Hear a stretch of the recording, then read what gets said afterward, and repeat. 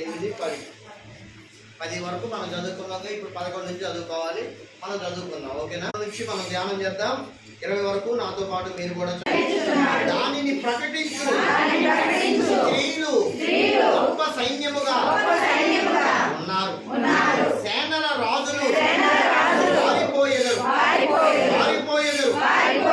ఇంట నిలిచినది దోపుడు సొమ్ము పంచుకొనును, గొర్రెల దొడ్ల మధ్యను మీరు పండుకొనగా, రెక్కలు వెండితో కప్పబడినట్లు, వాటి ఈకల రెక్కలు పచ్చని బంగారు